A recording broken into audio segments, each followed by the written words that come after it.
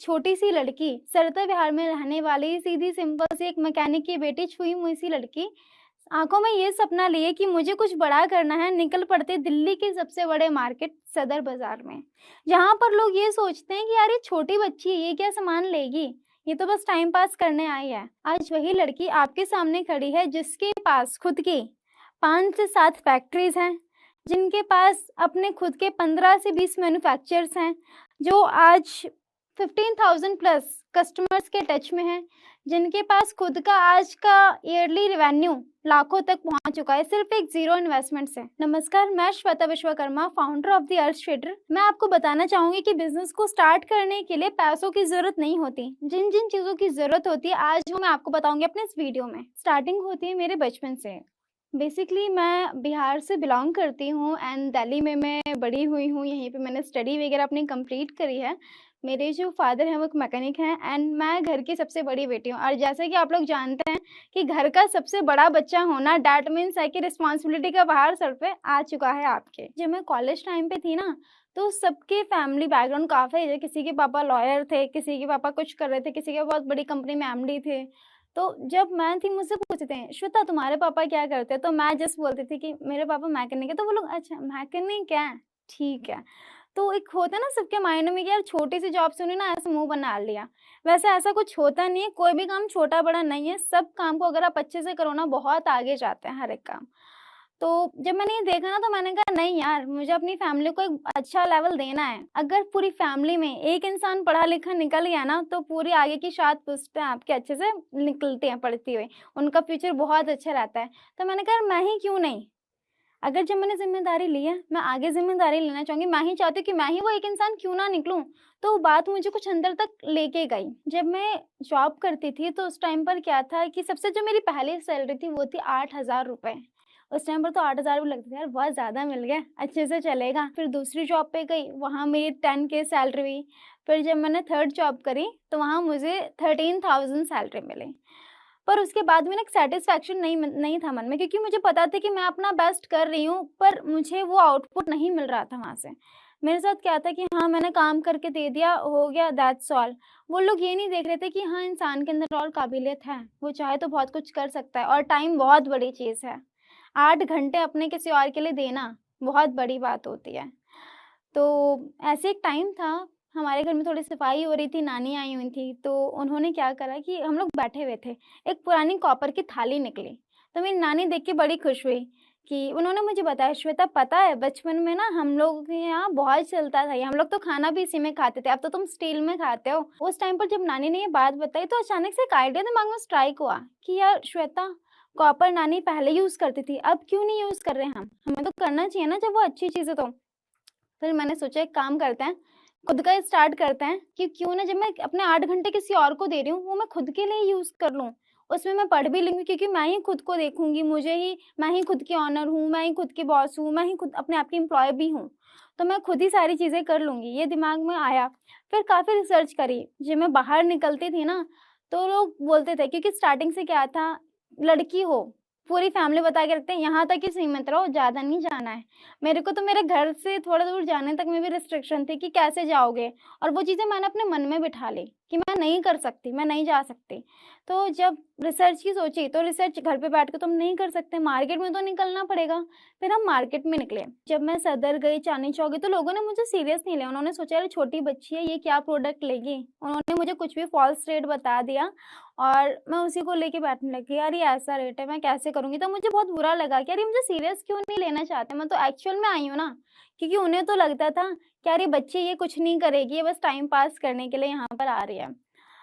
तो जब ये चीज़ें, फिर काफ़ी मुश्किल से हमें कुछ लोग मिले जिन्होंने एक्चुअल में हमारी हेल्प करी, जिन्होंने हमें प्रोडक्ट प्रोवाइड करे। फिर हमने वो अपनी पहली सेल को कंप्लीट करा। जब हमने अपनी उस पहली सेल को कंप्लीट करा, तो बाद में कैलकुलेट करने के बाद पता चलता है कि उसमें 600 रुपीज़ का लॉस हुआ है। तो जब वो 600 रुपीज़ का लॉस हुआ, तो हम लोगों ने काफ़ी सोचा, यार ये तो बहुत ज़्यादा ही हो गया, ये नहीं होना चाहिए। तो पहली सेल में ये हो गया, हमने कहा चलो कोई नहीं, आगे करते हैं। मैंने क्या करा कि मैंने मैन्युफैक्चरर्स ढूँढना शुरू करा कि मुझे कहाँ मैन्युफैक्चर से मिल सकते हैं जो मेरे सामान को बना पाएँ। क्योंकि आपको सिर्फ़ एक डिज़ाइन बना देना वो ईज़ी है, बट रियलिस्टिक में उस चीज़ को एक्चुअल में लाना, वो थोड़ा मुश्किल होता है। तो फिर जब हमने मैन्युफैक्चर ढूँढे, तो स्टार्टिंग में कोई गाइड करने वाला तो था ही नहीं। तो हमें काफ़ी गलत लोग भी मिले इसमें, जिन लोगों ने हमें हल्के से पेन बना के दे दिए, जिसमें कुछ तो था नहीं, बस वो बहुत ज़्यादा क्वालिटी को ख़राब करने वाली चीज़ थी। तो जब हमने इस अपने पेन को भेजा, तो क्लाइंट्स ने बहुत गुस्सा करा हमारे ऊपर, क्योंकि उस पेन की जो लागत थी, वो पेन के जो हमें मिले थे, उसके सिर्फ़ हमें 12,000 रुपए मिलते थे। पेन की लागत आती थी 5,000 और वो पेन 5 किलो का होता था, जिसे भेजने में हमारे 5 से 6,000 लगते थे। मतलब हमारे पास 2,000 बचते थे हमारी मेहनत को हटा कर के। तो उस टाइम पर क्या हुआ कि क्लाइंट ना वापस माँगने लगे कि मुझे मेरे पैसे वापस दो, आपने तो मेरे साथ फ्रॉड कर दिया, मुझे चीज़ सही नहीं मिली। तो हमने काफ़ी क्लाइंट को पैसे वापस करना फिर स्टार्ट करा। जब वो 2.5 लाख का लॉस हुआ ना, तो काफ़ी ज़्यादा फैमिली प्रेशर पड़ा था। क्योंकि एक ऐसे परिवार से आना जहाँ पर आपकी फैमिली में एक मैकेनिक है और आप एक जॉब करते थे, तो 2.5 लाख बहुत बड़ी बात होती है। एक 15,000 की सैलरी वाले 5 फैमिली लोगों से मिलना और उसके बाद 2.5 लाख को कॉम्पेंसेट करना एक बहुत बड़ी डील होती है। प्लस फैमिली वाले ये सोचते हैं कि यार लड़की है, शादी कर दो, इतने में तो शादी हो जाती, 2.5 लाख का तूने तो लॉस कर दिया। मुझे ऐसे ताने सुनने को मिल रहे थे। ऊपर से जो रिश्तेदार थे वो भी कह रहे थे कि तुम्हारी बेटी को तुमने कुछ ज़्यादा छूट दे दी है, ये हवा में उड़ रही है, तुम्हारा लॉस करा रही है, कुछ नहीं करेगी। 2.5 लाख को कैसे कॉम्पेंसेट करना है, तो उस टाइम सिर्फ 2 रास्ते थे, या तो बिज़नेस बंद कर दो या तो आगे बढ़ो। अगर आज मैं बंद कर देती तो शायद मैं आज आप सबके सामने नहीं होती। तो उस टाइम पर कुछ ऑफ़लाइन ऑर्डर्स हमें मिले और एक क्रेडिट कार्ड था। जब मैंने अकाउंट खुलवाया था तो मुझे एक्सिस वालों ने क्रेडिट कार्ड भी अप्लाई करा था। तो उस क्रेडिट कार्ड के थ्रू और व्हाट्सएप बिज़नेस के क्लाइंट्स के थ्रू, मेरे क्लाइंट्स के थ्रू, ऑफ़लाइन ऑर्डर्स के थ्रू हमने उस 2.5 लाख को कॉम्पेंसेट करा। लास्ट वाले की ही बात है कि मंथली हमारा रेवेन्यू साढ़े 10-11 लाख का रहा था पर मंथ। तो जो चीज़ें कहते हैं ना कि सब्र का फल मीठा होता है, शायद उस सब्र का मीठा फल आज मिल रहा है, पर अभी भी मुझे यहाँ सैटिस्फैक्शन नहीं मिलती है। एक टाइम पर जहाँ 600 रुपए आ रहे थे, जहाँ पर 13,000 रुपए मंथली आ रहा था, आज वहाँ पर 5.5 से 6 लाख रुपए मंथली होता है। 35 टू 36 लाख हमारा पर एनम रेवेन्यू होता है। जहाँ पर 1-2 क्लाइंट हुआ करते थे ऑनलाइन, जो कि वो भी स्कैम करके साइड हो जाते थे। आज वहाँ पर 15,000 ट्रस्टेड क्लाइंट्स हैं। तो एक टाइम था जब लोग मुझे सामान का गलत रेट बताते थे या सामान देने से पहले सोचते थे। आज वही लोग खाली मेरे नाम से किसी को भी सामान दे देते हैं। वही लोग मुझे बोलते हैं कि मैडम आप बाहर क्यों खड़े हो, आप तो अंदर की ही तो दुकान है।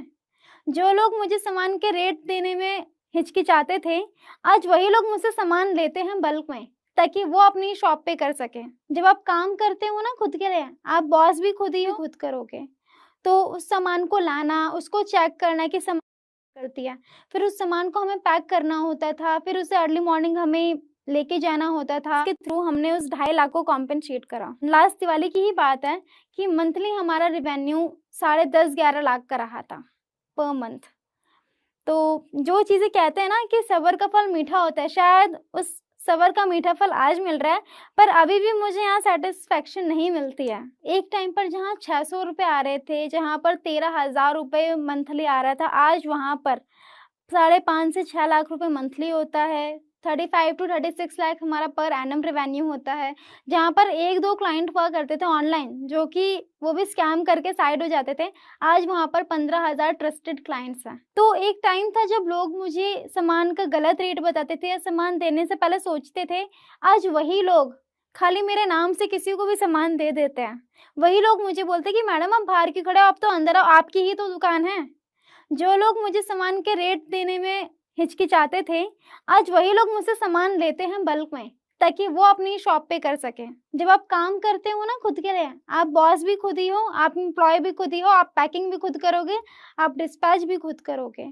तो उस सामान को लाना, उसको चेक करना कि सामान सही है या नहीं है, क्योंकि क्वालिटी से हम कभी पीछे हट ही नहीं सकते। क्वालिटी अगर आप दे रहे हो, तो ही आपके पास कस्टमर आएँगे, क्योंकि क्वालिटी बहुत मैटर करती है।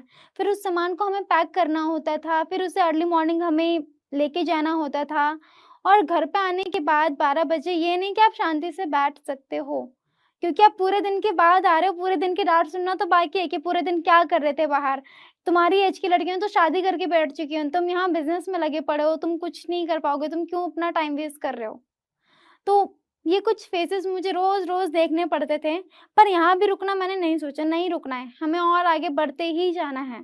तो इस डेली रूटीन के साथ मैंने इस काम को करते रहा, मैं इस काम के साथ लगी रही, क्योंकि मुझे पता था कि अगर आज मैं एक दिन आम का पेड़ बोऊँगी ना, मुझे एक दिन आम ज़रूर मिलने वाला है। जैसे सबकी लाइफ़ का एक टर्निंग पॉइंट होता है, वैसे मेरी लाइफ़ में एक टर्निंग पॉइंट था मेरा फ्रेंच पेन। जो कि इस पूरे इंडिया में सिर्फ हमारे पास बनता है फ्रांस के अलावा। पर फिर लोगों ने बल्क में ऑर्डर स्टार्ट करना शुरू करा, शादियों के लिए ऑर्डर करना शुरू करा। जो मेरा आज तक का सबसे बड़ा ऑर्डर था, वो था इस पेन का 10 पेन्स का ऑर्डर।